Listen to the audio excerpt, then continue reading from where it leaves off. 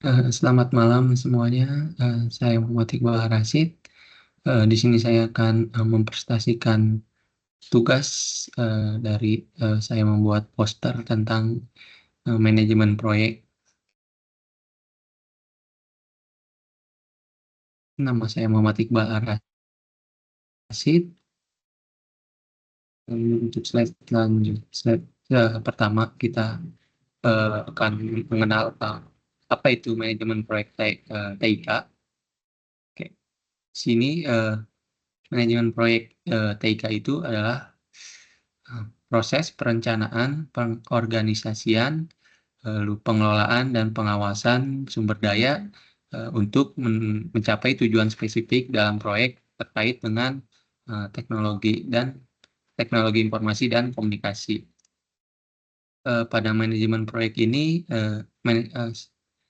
pada dasarnya manajemen proyek ini mengelola berbagai aspek yang terkait dengan teknologi seperti pengembangan sistem perangkat lunak, pengelolaan infrastruktur IT, hingga implementasi teknologi baru di perusahaan.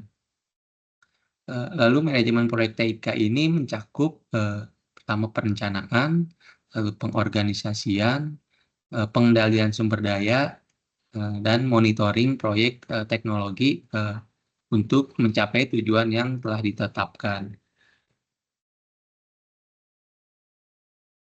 Lalu di sini ini adalah karakteristik dari proyek dan operasional. Pada proyek yang memiliki karakteristik utama seperti dinamis, tidak rutin, siklus proyek relatif pendek, resiko tinggi, dan intensitas kegiatan cenderung berubah-ubah. Pada operasional yang memiliki karakteristik berulang, rutin, stabil, resiko rendah, berlangsung dalam jangka waktu yang panjang. Jadi karakteristik utama dari proyek itu, dia itu bersifat unik, artinya setiap proyek ini bersifat khusus dan tidak berulang.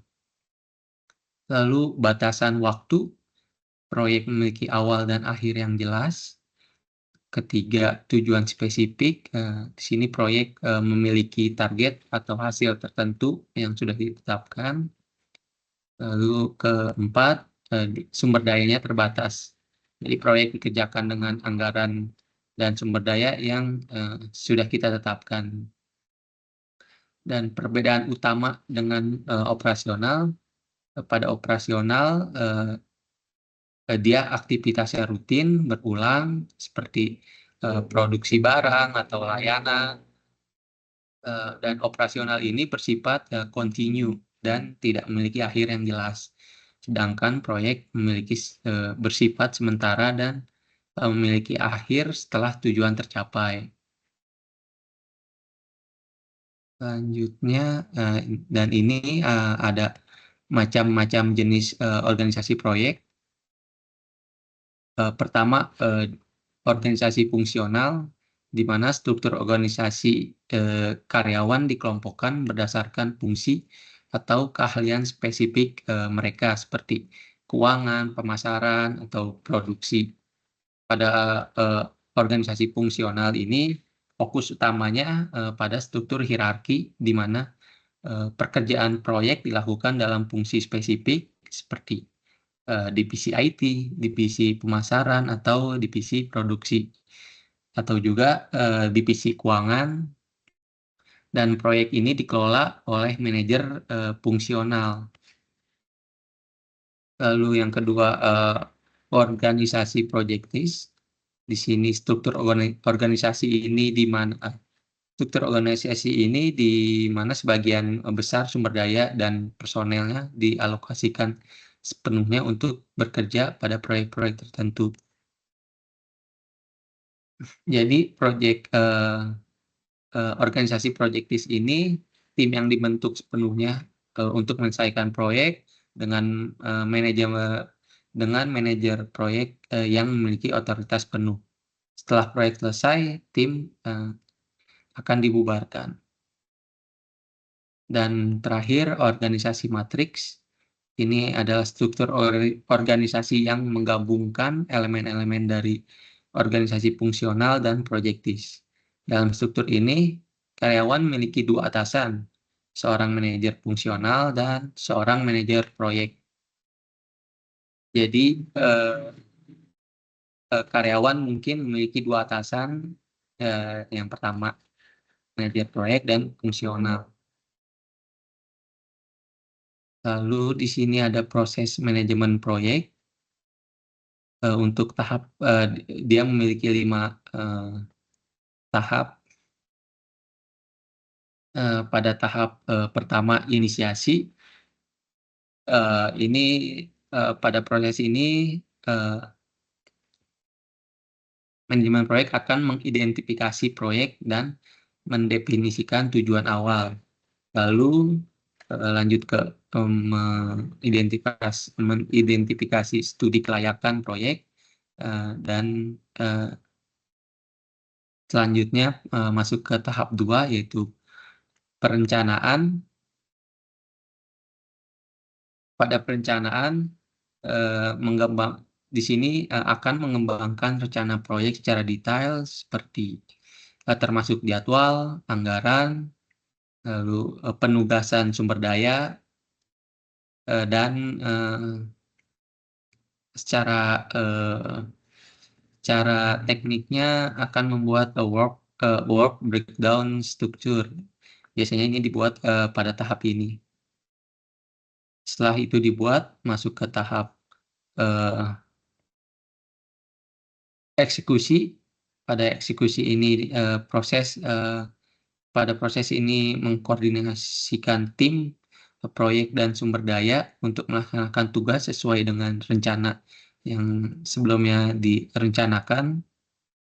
Selanjutnya masuk ke tahap pemantauan. Di sini akan dilakukan pengawasan dan pengendalian, di mana manajemen proyek akan memantau kinerja proyek dan membandingkannya dengan rencana awal.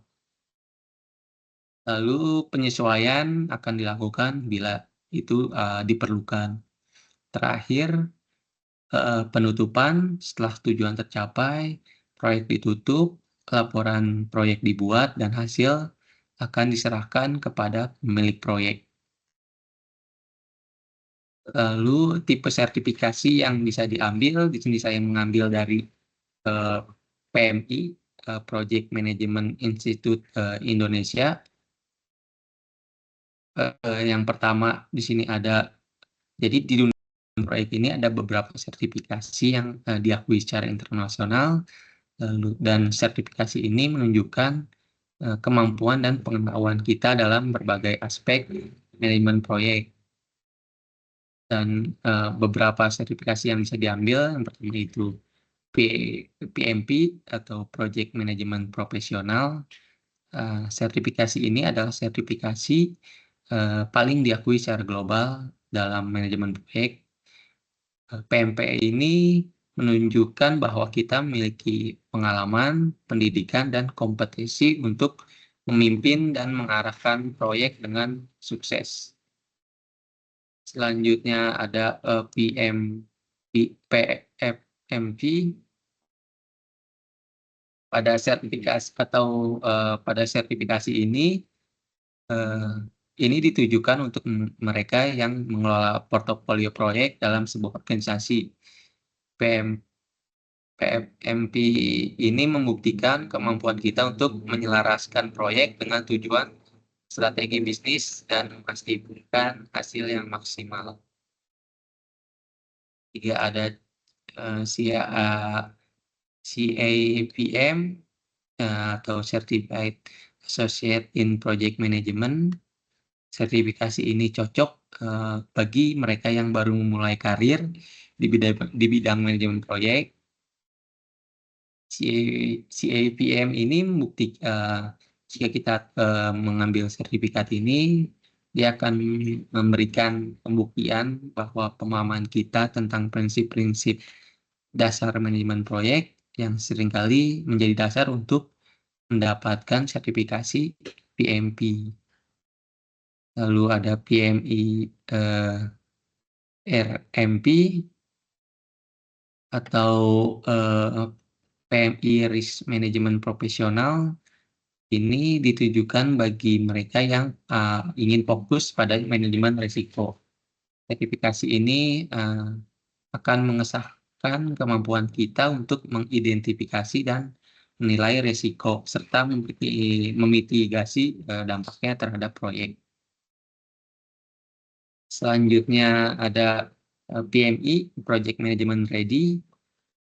Sertifikasi ini lebih cocok untuk pelajar atau profesional pemula yang ingin mendapatkan pengetahuan dasar tentang manajemen proyek. Lalu sertifikasi ini juga tidak memerlukan pengalaman kerja dan akan memberikan fondasi yang kuat untuk kita memulai karir di bidang manajemen proyek. Terakhir ada PGMP, Project Management Profesional, dan lalu sertifikasi ini diperuntukkan bagi mereka yang akan mengelola beberapa proyek sebagian dari program yang lebih besar. Ini akan menunjukkan kemampuan manajemen proyek untuk memimpin dan mengelola program dengan sukses, lalu mengkoordinasikan berbagai proyek dengan tujuan strategis. Mendapatkan salah satu dari sertifikasi ini tidak hanya meningkatkan keahlian kita, namun juga membuka peluang yang lebih besar dalam dunia manajemen proyek. Selanjutnya tools yang bisa dipakai di sini pertama ada Microsoft Project, fungsinya untuk perencanaan, lalu penjadwalan dan monitoring proyek. Kedua ada Trello. Platform ini mudah digunakan jika proyek kita berbasis dengan Kanban. Lalu ada Asana. Ini adalah alat manajemen proyek yang bisa open source. Dia juga kuat dengan fitur kolaborasi tim. Dan terakhir ada Jira. Ini cocok untuk pengembangan perangkat lunak, terutama dalam metodologi Agile. Itu saja yang bisa saya sampaikan. Pada intinya manajemen proyek TIK ini adalah salah satu keterampilan yang sangat dibutuhkan di era digital saat ini. Dengan pemahaman yang baik tentang proses, jenis organisasi, sertifikasi dan alat yang bisa kita gunakan, kita dapat mengelola proyek dengan lebih efisien dan mencapai tujuan strategis organisasi. Oke, itu saja. Terima kasih. Selamat malam.